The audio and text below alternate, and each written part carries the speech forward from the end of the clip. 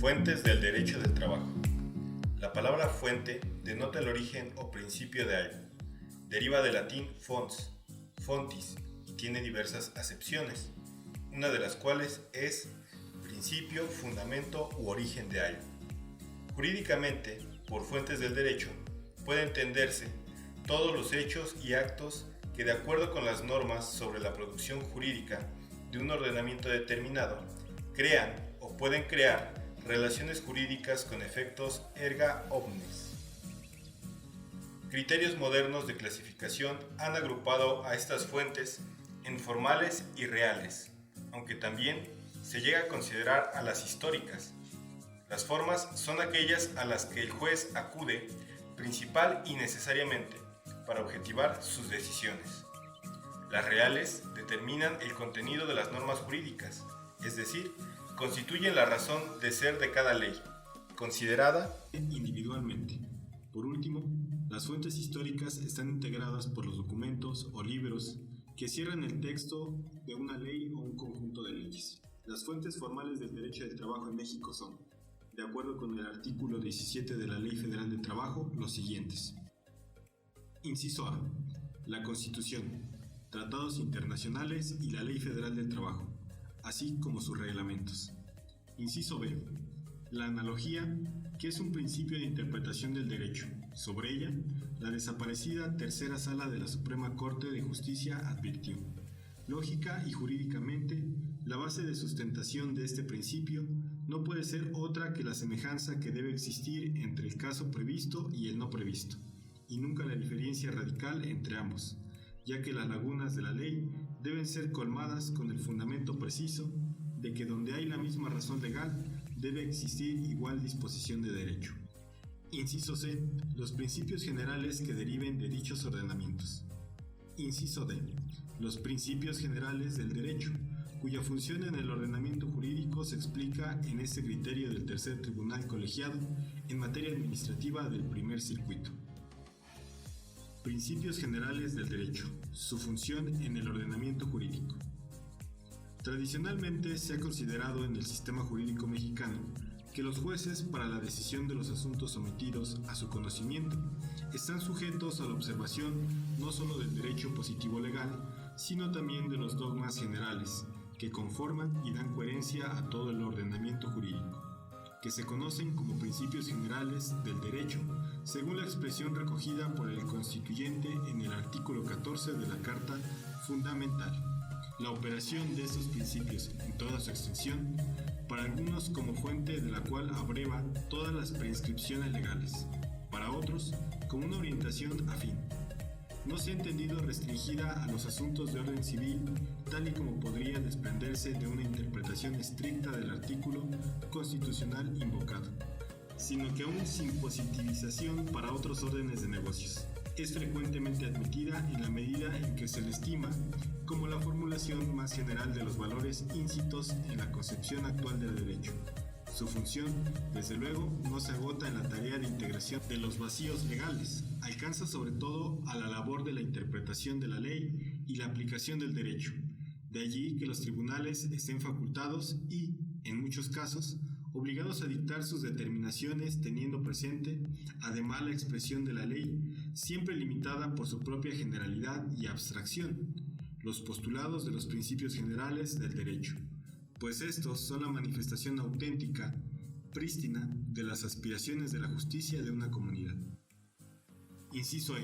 Los principios generales de la justicia social que derivan del artículo 123.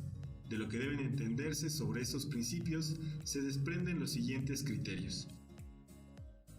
Ley del Servicio Social para el Estado de Sonora. Solo admite la supletoriedad de la Ley Federal del Trabajo, cuando deban aplicarse los principios de justicia social. Premisa fundamental para aplicar supletoriamente una legislación a otra.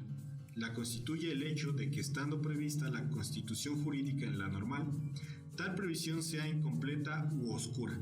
Ahora bien, el artículo 10 de la Ley del Servicio Civil para el Estado de Sonora dispone En la interpretación de esta ley se tomará en consideración los principios de justicia social que derivan del artículo 123 de la Constitución General de la República y de la Ley Federal del Trabajo, que para ese efecto será aplicable supletoriamente, así como la jurisprudencia, la costumbre, el uso y la equidad. Conforme al precepto legal transcrito, es claro que la supletoria de la Ley Federal del Trabajo no se actualiza en toda su amplitud, sino que ello solo es para fin de que se tomen en consideración los principios de justicia social que derivan del artículo 123 constitucional y de la propia ley laboral. En efecto, la referida supletoriedad debe entenderse como aplicable única y exclusivamente en lo que respecta a la interpretación de la citada ley estatal, pero que se tomen en consideración cuando el asunto lo requiera.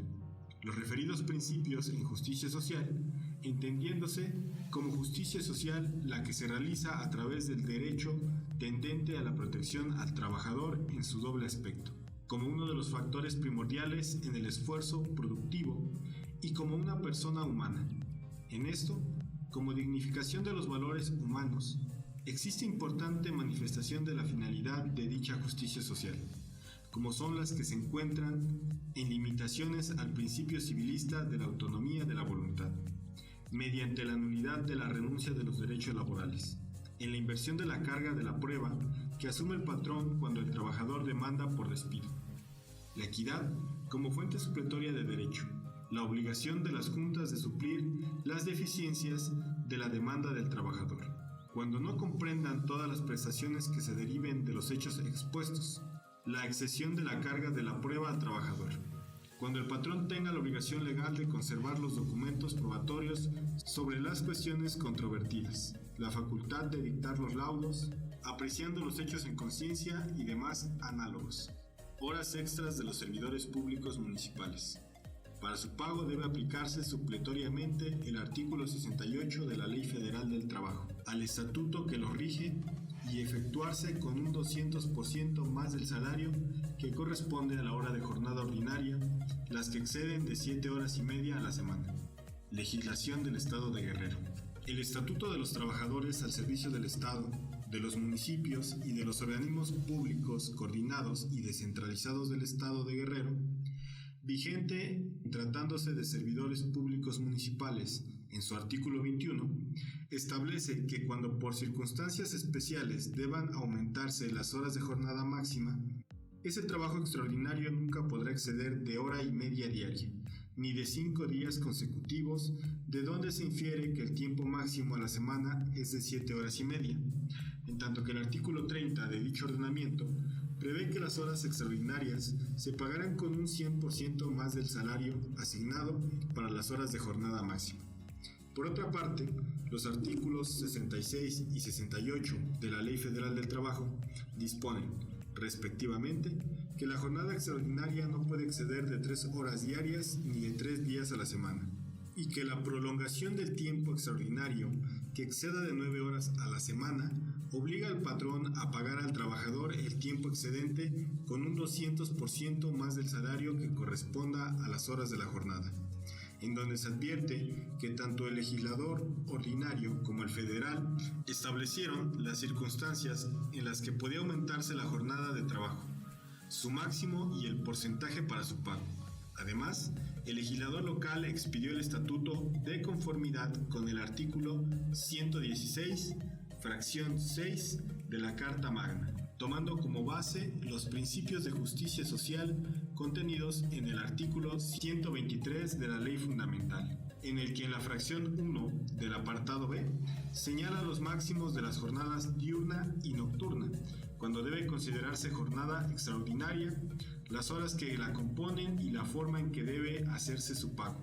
Consecuentemente, ante la falta de la regulación en el Estatuto de los Trabajadores al servicio del Estado, de los municipios y de los organismos públicos coordinados y descentralizados del Estado de Guerrero respecto del pago de horas extras cuando excedan las 7 horas y media a la semana, debe aplicarse supletoriamente del citado artículo 68 y pagarse con 200% más del salario que corresponda a las horas de jornada. Inciso F. Jurisprudencia. En ese sentido, doctrinarios como Carlos Arellano García y Genaro Góngora Pimentel sostienen que la jurisprudencia es fuente del derecho por originar normas generales, abstractas, imperativas, impersonales y obligatorias. Por lo demás, el Pleno en materia de trabajo del Cuarto Circuito destacó, en lo que interesa que, de los artículos 94, párrafo 10 y 107, fracción 13 de la Constitución Política de los Estados Unidos Mexicanos.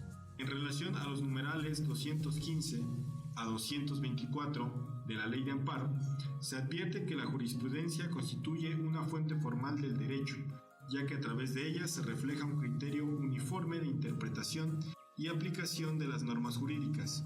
Esto es, por regla general, tiene como fin establecer el alcance o significado de la ley o norma general, pero no es norma nueva, sino que solo establece el verdadero alcance de una norma previamente existente.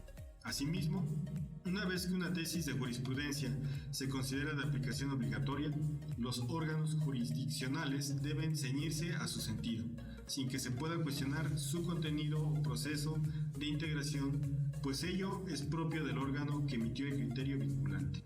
Inciso G. La costumbre. Siempre que no exista la obligación legal que regule el hecho sobre el que pretende que actúe, sobre la costumbre en materia de trabajo, la extinta Cuarta Sala del Alto Tribunal emitió el siguiente criterio. Costumbre en materia de trabajo. Para que una costumbre pueda invocarse como tal, reclamando su reconocimiento e implementación definitiva como parte integrante de las condiciones de trabajo, es necesario que se trate efectivamente de una práctica ininterrumpida por largo tiempo y que haya perdurado en la aquiescencia del patrón y trabajadores por ser ventajosa para las dos partes.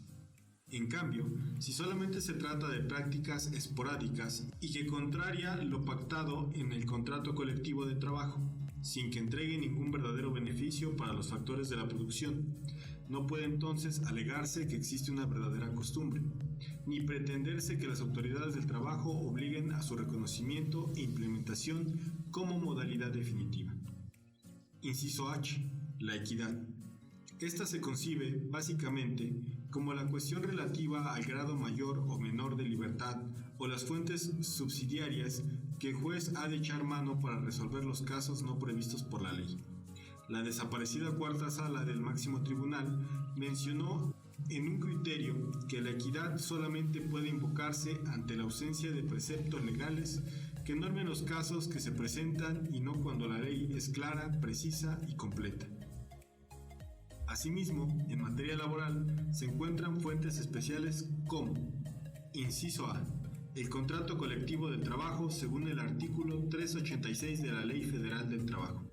El contrato colectivo de trabajo es el convenio celebrado entre uno o varios sindicatos de trabajadores y uno o varios patrones, o uno o varios sindicatos de patrones, con objeto de establecer las condiciones según las cuales deben presentarse el trabajo o una o más empresas o establecimientos.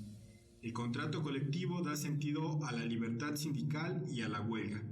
En él se sintetiza el esfuerzo y las inquietudes de los trabajadores organizados en sindicatos. El contrato colectivo de trabajo rompe cualquier privilegio del patrón a favor de uno o algunos trabajadores y las condiciones de trabajo se aplican con sentido de igualdad a todos los trabajadores. Es la democratización de las condiciones de trabajo en la empresa. Inciso B. El contrato de ley. También se le conoce como convención colectiva obligatoria o contrato colectivo obligatorio, y constituye la figura que establece los fines del derecho laboral.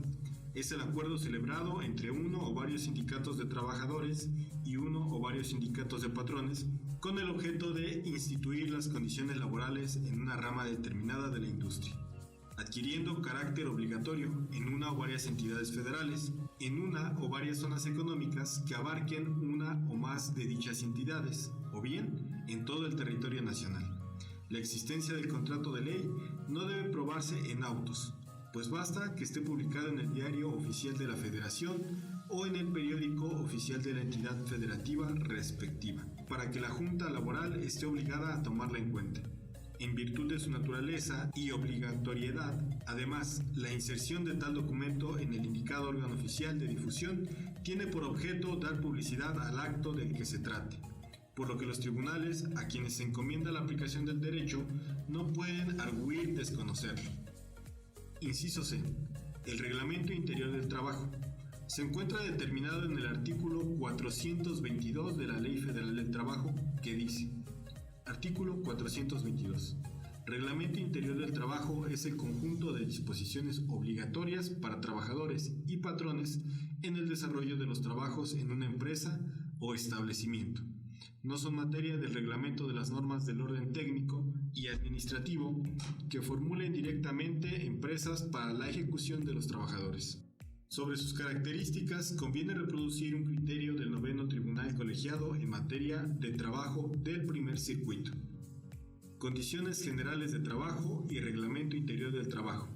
Al carecer de las características de generalidad, abstracción y coercitividad propias de la ley, su modificación no viola el principio de irretroactividad de la ley. Dichos ordenamientos emitidos por la dependencia del Ejecutivo Federal y órganos públicos no gozan de las características de generalidad, abstracción y coercitividad que caracterizan a las leyes, ni tampoco son emitidas en uso de la facultad reglamentaria, ya que la relación del Estado con sus trabajadores es de coordinación, es decir, de igualdad entre las partes, por lo que las disposiciones que reglamentan las condiciones generales de trabajo en determinado centro laboral tienen una naturaleza social que presupone un acuerdo entre las partes, al establecer prestaciones superiores a los mínimos establecidos en la Ley Federal del Trabajo y en la Ley Federal de los Trabajadores al servicio del Estado, destacándose que puede reducirse tales beneficios en tanto no se disminuyan los mínimos legales establecidos en los ordenamientos mencionados. En términos de la jurisprudencia 2A/J.40/96, emitida por la Segunda Sala de la Suprema Corte de Justicia de la Nación, publicada en el Semanario Judicial de la Federación y su Gaceta, Novena Época, tomo 4, agosto de 1996, página 177 de rubro. Contrato colectivo, en su revisión se puede reducir las prestaciones pactadas por las partes, siempre y cuando se respeten los derechos mínimos constitucionales y legales del trabajador. Motivo por el cual, al ser modificados, no transgrede el principio de irretroactividad de la ley, consagrado en el artículo 14 constitucional. Inciso D. Las resoluciones dictadas en los conflictos colectivos de naturaleza económica son los que pronuncian las juntas de conciliación y arbitraje en posición a los laudos que dictan los conflictos jurídicos. Mediante estas resoluciones se crean nuevas condiciones de trabajo que sustituyen a las que no sustituyeron y que originaron el conflicto económico.